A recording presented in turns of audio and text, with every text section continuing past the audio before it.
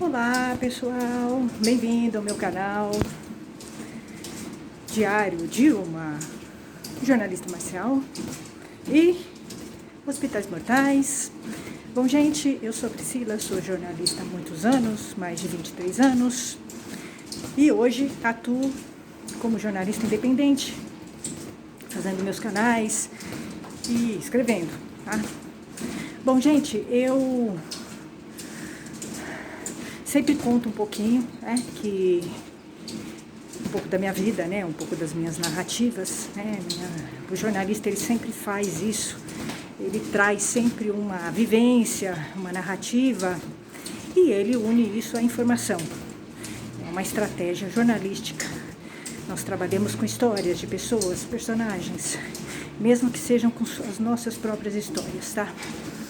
Então você acaba muitas vezes criando um canal, uma pauta, uma reportagem com base no que você viveu, em alguma experiência que você teve, algum problema que você teve. É assim que nascem as boas pautas, as boas reportagens, os canais, os temas, de uma necessidade, de algo que aconteceu com você, boa ou ruim, tá? Então eu criei esse canal. Um dos meus canais é o Hospital Mortal, Hospitais Mortais, e é um canal em que eu conto um pouco da minha experiência trágica num hospital tradicional de São Paulo, que infelizmente tive uma experiência muito ruim lá como consumidora, e hoje com mais informações, com base no que eu tenho sobre infecções hospitalares, sobre limpeza de hospital, eu entendo perfeitamente bem que a tragédia que houve lá com um parente meu, né, já contei, um parente meu teve várias infecções hospitalares, mais de 7, comprovadamente, tá, eu posso dizer, porque são comprovadas em exames de cultura, e a Anvisa diz que depois de 72 horas, 48 horas depois, se alguém tiver uma infecção por bactérias, fungos e vírus, é infecção hospitalar, tá, isso é protocolo da Anvisa, não tem o que discutir, tá? Então, ele teve, tá? Depois que ele entrou, 48 horas, teve Covid, teve um monte de infecções hospitalares lá. Não sobreviveu, não conseguiu fazer tratamento nenhum. E teve uma morte trágica, choque séptico. Ele teve choque séptico, tá? Está no atestado de óbito dele. Choque séptico é uma sepse mais evoluída, extrema. E a sepse, ela tem origem na infecção por bactérias, infecção hospitalar, tá? Então, é isso. Não tem o que discutir. O hospital está me perseguindo, usando o dinheiro que tem, ao invés de usar para melhorar seus serviços. Não, né? Eles estão usando o dinheiro para tentar me sacanear, me censurando, tá? Me censurando, entrando com BO, com liminar, coisas absurdas, que não tem fundamento nenhum, tá? Eles não têm fundamento e estão apelando, tá? Entrando com agravo. Mas é assim, quando você vive num país de terceiro mundo, óbvio, você terá hospitais de terceiro mundo, tá? Então, ao invés de eles se preocuparem em fornecer um serviço melhor do que o que foi me oferecido, porque esse hospital foi ruim em tudo, tá? No atendimento, as infecções, era um hospital que tinha sujeira, a limpeza não era bem feita. Não hoje, como eu entendo um pouco mais de infecção hospitalar, a limpeza do quarto não era feita como deveria ser feita, como o Dr. Bactéria já disse pra gente, né? Que a limpeza no hospital, gente, no quarto, ela tem que ser feita toda hora. Mas não é o que acontece.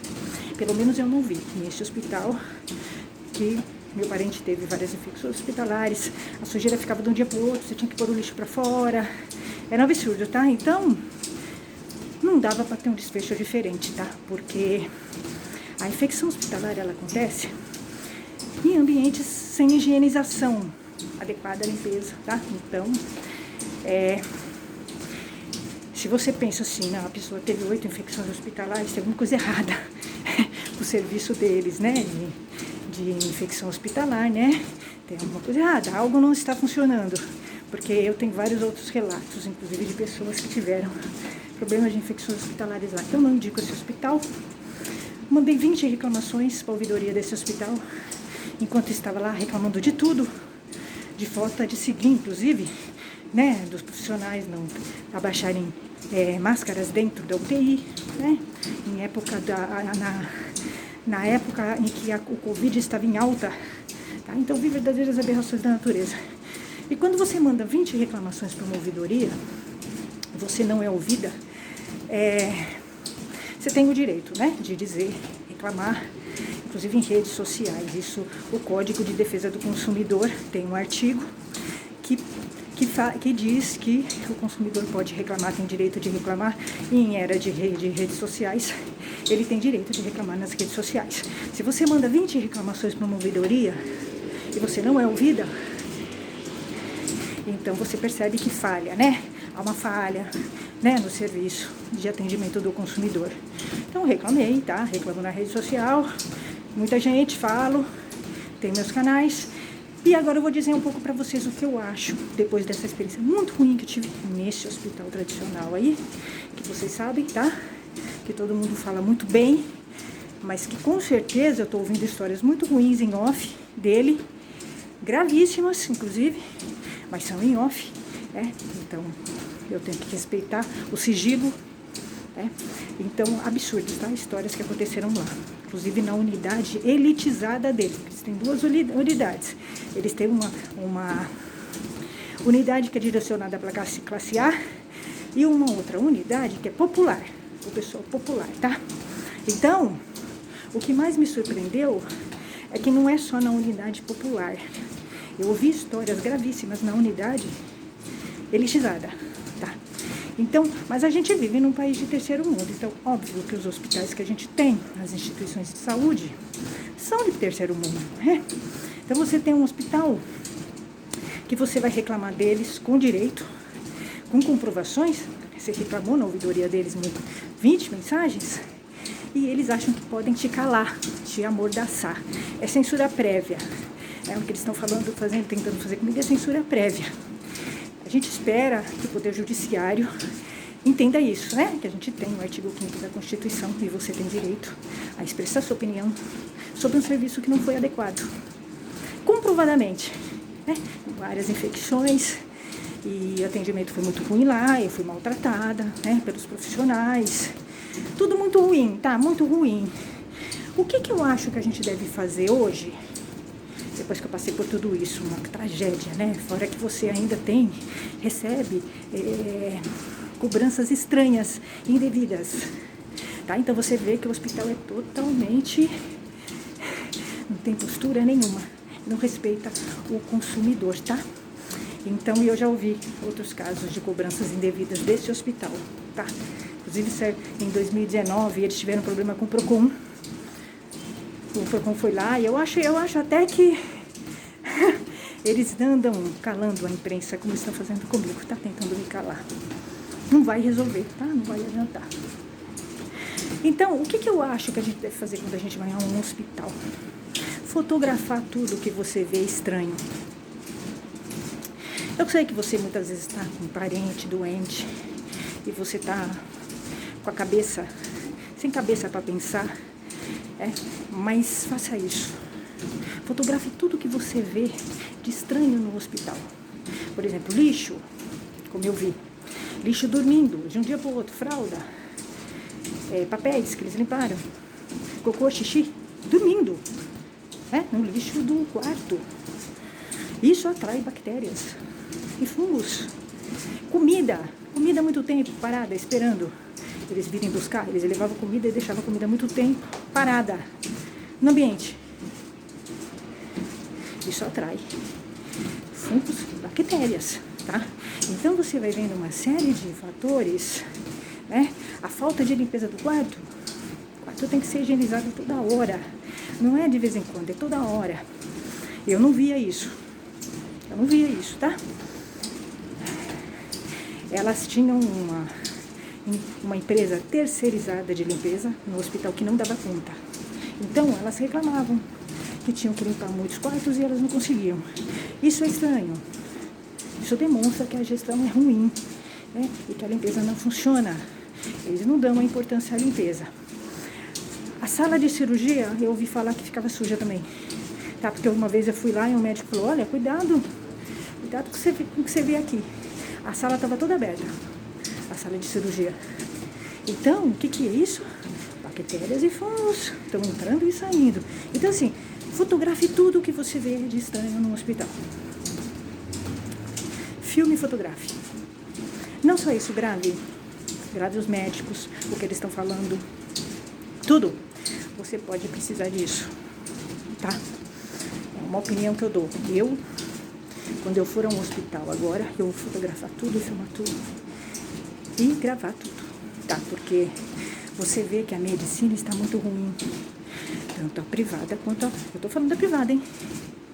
A pública deve estar muito pior, tá? Eu tô falando de privada, tô falando de um hospital tradicional de São Paulo. Pasmem, mas é a verdade, porque a saúde que é fornecida pra gente é muito ruim, tá? É muito ruim, existe um mercantilismo, mercenarismo, e eles não estão muito preocupados em fornecer um serviço bom pro público, tá? Eles querem ganhar dinheiro, eles querem rotatividade no hospital. Então, quando você leva uma pessoa de idade, você percebe que eles querem rotatividade no hospital. Entendam que eu tô falando rotatividade, tá? Existe um preconceito com pessoas de terceira idade. Você percebe? Quando você leva um parente da terceira idade num hospital, eles já dão o seu parente por finalizado. Tá? Porque não é pai deles, né? Então isso demonstra. A gente está tendo muita formação de médicos, muitos médicos formando e mal formados. Ele já naturalmente não tem uma formação humana. O médico não tem uma formação humana, um preparo humano. Ele mal sabe atender a família. Até agora eu não encontrei um médico que me atendesse bem, como eu acho que tem que ser. Tá? Então isso demonstra que a formação do médico é ruim. Naturalmente é ruim. Agora, se você vê que tem uma faculdade de medicina em cada esquina, você vai ver que existe uma proliferação de profissionais ruins. E é esse médico que vai te atender numa UTI, por exemplo. Na UTI, eu observei, nesse hospital aí, tá? Alta rotatividade de médicos novos. Alguns eu não encontrei no LinkedIn, que eu pesquisei. Então, você percebe que é médico novo, recém-formado. Eles vêm do interior, saem, entram. Esse cara tá mexendo com a vida e com a morte de um parente seu e a sua. Então, é uma coisa gravíssima, você vê. E os convênios, tô falando do particular, tá? O público é pior ainda, tá? O convênio, ele joga. Ele credencia tudo quanto é hospital, tá? E aí, tem um hospital ruim tá credenciado no seu hospital, no seu convênio. Ruim, que nem esse. Que é tradicional em São Paulo, hein? Ele tem fama de bom. Eu estive lá e vi. Tá? Eu nunca estive num hospital tão ruim em toda a minha vida. Eu estive em vários já. Que tinham menos nome que esse. Então, o nome de um hospital quer ter muito pouco. Tá? Um pouco. A não ser que você seja uma celebridade. Se você for uma celebridade, aí sim, eles vão te dar um tratamento VIP. Óbvio. Porque se você é uma celebridade e morre com um monte de infecções hospitalares, o hospital vai ficar com medo de você falar isso, tá?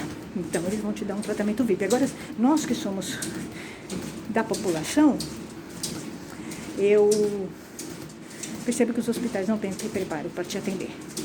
Eles não têm preparo nenhum, os profissionais são ruins, são mal formados, são recém-formados, estão em áreas perigosas, né? Como uma UTI, que tem que ter um médico muito mais experiente e também mais humano, que consiga atender a família, e você não vê isso. Então, o que eu diria para vocês, depois do que eu passei numa tragédia na minha família, né, perder um pai com 8 infecções, mais de 8, 7 infecções hospitalares, e não conseguir tirar seu pai, e ver uma série de coisas erradas, e reclamar na ouvidoria, e não funcionar, nada funciona, né, na ouvidoria, nem a telefonista, nem os médicos, o hospital tradicional, considerado bom.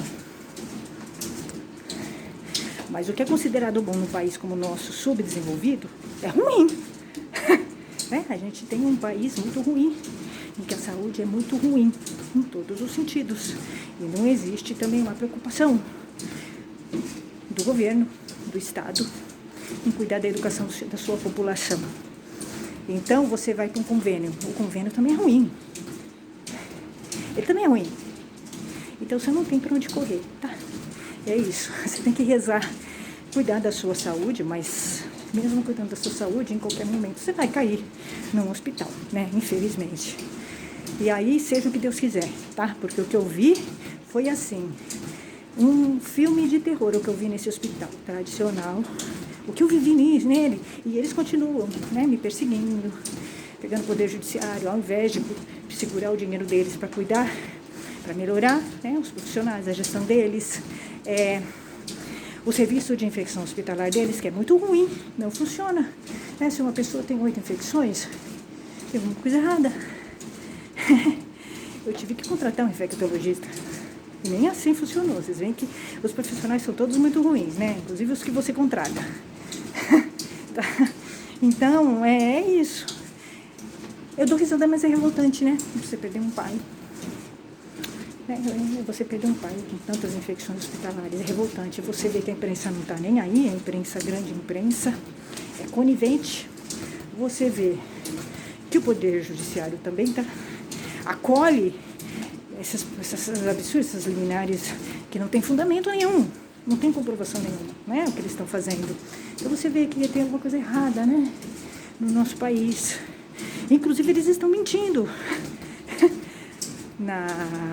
nos pedidos deles. Eles estão mentindo, a informação está errada. A informação que eles estão colocando lá está errada, está deturpada, não está atualizada. Então você vai vendo que é você que está sendo difamada. Eles entram no processo de difamação contra você, mas quem está sendo difamado é você. Porque eles estão inventando coisas que você está fazendo e que você não está. Então, é assim. É um país que inverte, né? A vítima é processada. E o réu, que causou as infecções hospitalares, né, comprovadas, né, fica numa boa. Entra com processo contra você para te calar. É um absurdo. É o país que a gente vive. Então, o que eu diria? A gente entrou no hospital, filmadora, foto, ninguém precisa ver, gravação. Você tem que ter isso, porque você não sabe qual será o desfecho seu nesse hospital. Tá, é isso, gente, até mais.